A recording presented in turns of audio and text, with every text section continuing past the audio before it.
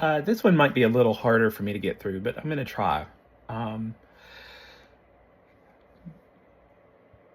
Many of you may know, I've spoken about it here. I am multiracial. I am about 48% white. I'm 48% black, and I am 4% Native American, 3% from America, 1% from Mexico. So I came out looking weird. I was in a Sunday school class Sunday, and I talked about that way I was treated, looking different, and the Sunday school teacher, who is black, who is my cousin, spoke up and spoke about her two children. Her son, her oldest, is biracial. His father is white, and her daughter is African American. Her father is black. And she talked about how often people stop and compliment the son and don't even acknowledge the daughter. I've been sitting with that for a couple days, and it epitomizes something about my childhood that I realize now. I'm grappling with it, so bear with me. So I got two kinds of reactions when I was a kid. There was like this elation at seeing what I guess for certain, for lack of a better word, for certain people, and it tended to be either white people or fairer skinned black people who saw me with a sense of almost jubilation. But the people that I met that didn't seem to have that reaction tended to be less on the light and more on the brown skin and darker. And it, I'm a child. Doesn't make sense to me. But the older I get, the more it makes sense that I represented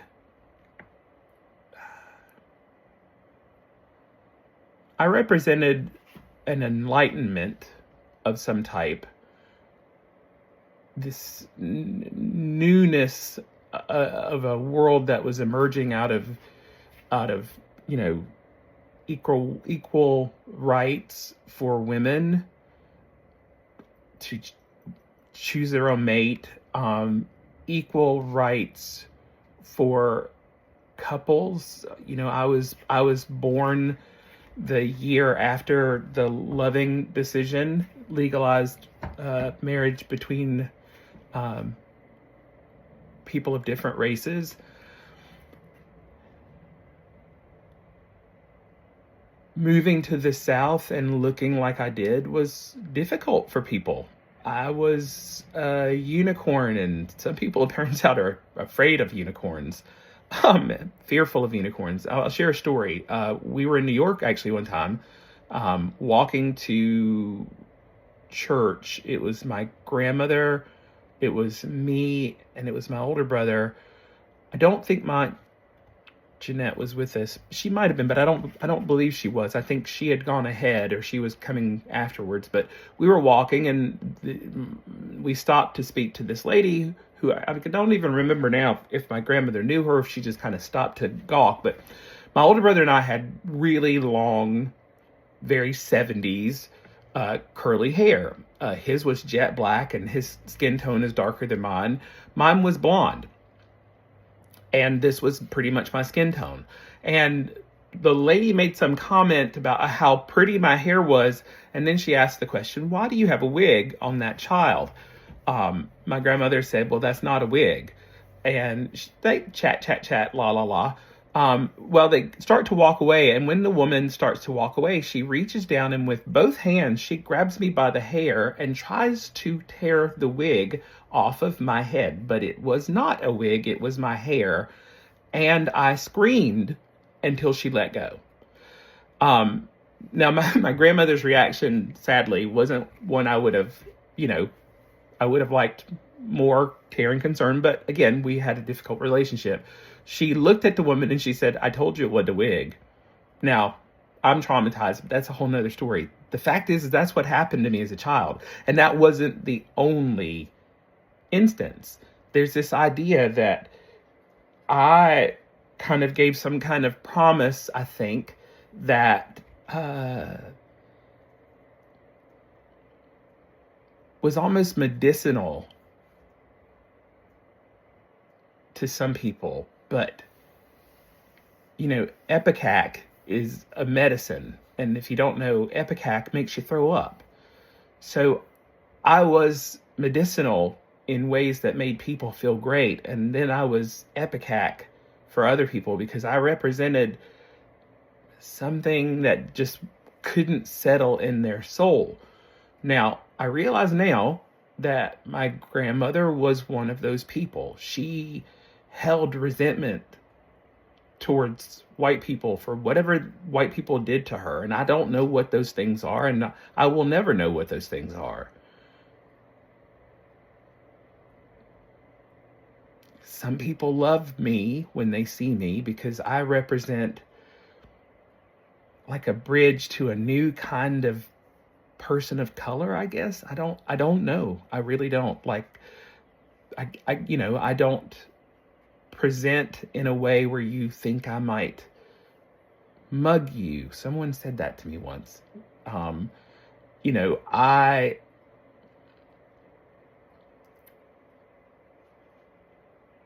am someone who didn't graduate from college, but because I am more successful than some, maybe people just assume that I did. We all make assumptions. We make a lot of assumptions. I'm trying to stop, but it is very, very hard. But here's one thing I will say is I want you to think when you say something to somebody, think before you say it.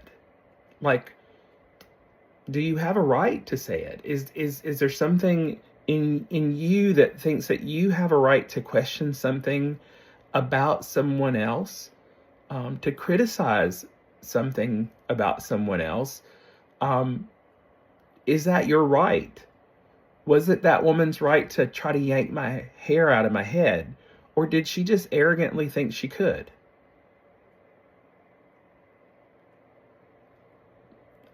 I keep battling with this idea of arrogance.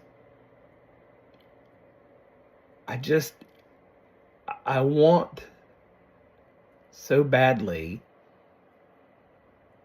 to be able to make sense of, like Rodney King said, why can't we just all get along?